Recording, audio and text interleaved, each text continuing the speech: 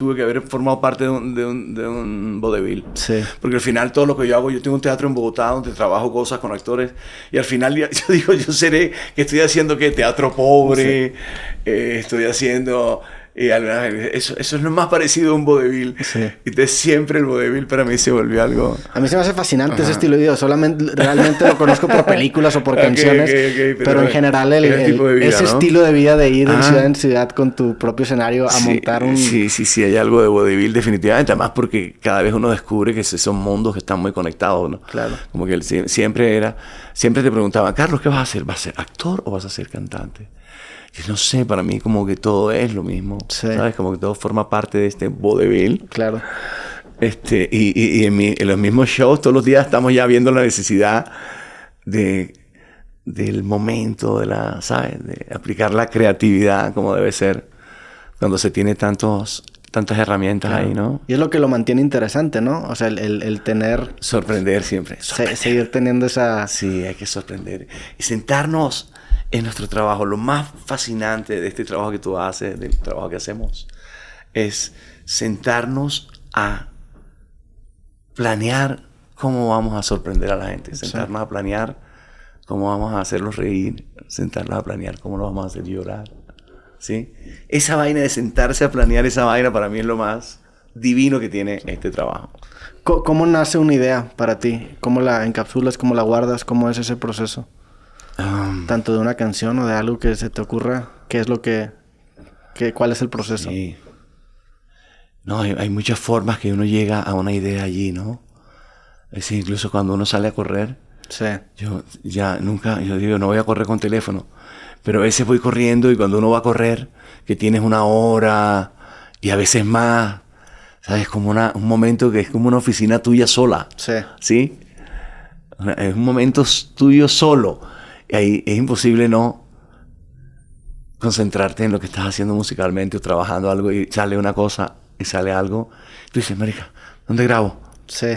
No, entonces déjame, me voy corriendo y lo voy trabajando para allá. No tengo cómo grabarla, pero si me pego ya corriendo y la sigo trabajando aquí, ya llego a mi casa y la tengo más o menos armadita. Sí, estas ideas más que llegar interrumpen, ¿no? Ajá. Llegan en un momento en el que distraes a tu inconsciente con otra actividad como correr y de repente ¡pum! Te escupen un momentito eureka. Total, o por lo general siempre nacen de una necesidad, de algo, de la necesidad del artista, de cuál es tu inquietud, cuál es tu cosa con la existencia en ese momento, cuál es tu, ¿no?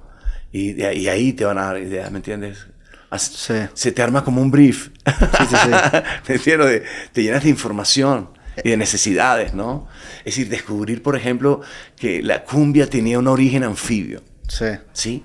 Y entender que era un origen anfibio, entender todo un territorio de un río gigante que se conecta con otro río más grande, que está muy cerca de otro río gigante y se hacen ciénagas y entiendes y ves esos pueblos y tú dices, ay, este compositor era de este pueblito, ay, este compositor vivía en esta isla en el río, ay, este compositor, y empiezas a entender y te vas y llegas a los archivos de Indias y descubres que ya en 1534 te hablaban de una cumbiamba. Sí. Es decir, de una que no se llamaba cumbiamba, pero eran esos areitos que ya llamaban cumbia, ¿sí? Ellos, y no habían llegado los barcos españoles, no había llegado nadie, ¿sí? Entonces como que descubrir toda esa historia de los territorios, de las culturas anfibias que todavía sobreviven en el río y que fueron olvidadas porque olvidamos el río.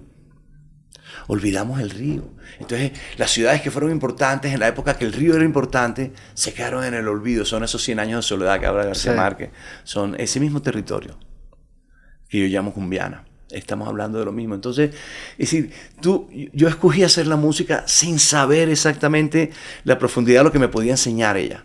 Claro. Y enseñarme. Entonces yo me monté en el río Cesar, que es un río muy importante en la historia de los vallenatos, y de pronto ese río me llevó a un río más grande y llegué al mundo de donde nace la cumbia y digo, ¿por qué todo esto se conecta? Entonces tener esas necesidades de contar cosas. Claro. destapan tu creatividad. Hay una cita, no recuerdo dónde salió, pero que me identifica mucho con lo que estás diciendo, que dice que la obra de arte es como la necesidad del artista es de contar su versión de los hechos, ¿no? O sea, te llenas de información y te llega como una ansiedad de la influencia y te dan ganas de contar tu versión de los hechos y eso es una obra, ¿no? No, especialmente porque es un patrón. La cumbia ni siquiera a día de hoy es patrimonio inmaterial de la humanidad por la UNESCO, nada. Y la cumbia es una cosa increíble, la hemos subestimado y han sostenido la industria de la música en nuestros países, junto con los vallenatos y todo, y nunca valoramos esa vaina realmente. ¿Sí? Es decir, a mí cuando yo empecé a hacer esto, que empecé con los vallenatos, terminé en el Río Magdalena, terminé entendiendo la cumbia y terminé viendo cómo nace la industria de la música y cómo entonces México empieza como un imán a atraer la música, los artistas de Colombia. Se viene la Sonora Dinamita, aparece Margarita y se viene Aniceto Molina y se vienen las primeras grabaciones se hacen aquí porque esta es la capital de la industria de la grabación y de los artistas. Y entonces se juntan los artistas de México con los artistas de Colombia y hacen toda esa vaina, ¿sí? Entender todo eso. Yo tenía que contar cumbiana porque yo digo, a mis amigos mexicanos yo les voy a contar esta historia porque es que es increíble como estamos conectados. Entonces tú lees, por ejemplo, el diario de Díaz del Castillo, cuando viene por primera vez a México, describen la Ciudad de México sobre el agua, ¿sí? Cuando tú ves y leíste esa vaina y leíste ese diario, porque todo mexicano tiene que leer ese diario. Para que vean cómo pasaron las cosas aquí, lo que había aquí y cómo se dieron las vainas, que es increíble. Y eso es igual, como cuando llegaron a Cumbiana la primera vez los barcos españoles, los pueblos viviendo sobre el agua, igualito, las mismas culturas sobre el agua.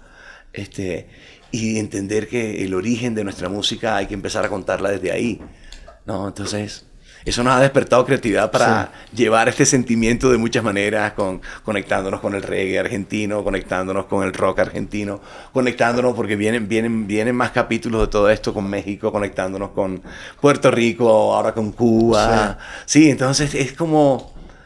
Y sabiendo que tenemos por dónde conectarnos, ¿sí? Incluso con el sur de Estados Unidos, que no hablamos... Sí, no hablas tanto. Sí, que no hablamos de esa vaina, ¿sí? Me explico, son como mundos desconocidos para nosotros. Pero ya García Márquez nos dijo, el Caribe comienza en Luisiana. Sí. Tú empiezas a mirar Luisiana y a decir, y a entender. ¿Sí? Sí, pero lenguas diferentes, pero conectados por la música. Sí, hay un... Está cabrón esa vaina. También es parte de lo bonito de esta carrera como creativa, ¿no? El que no solamente te sumerges y crees profesionalmente, sino que también personalmente te nutres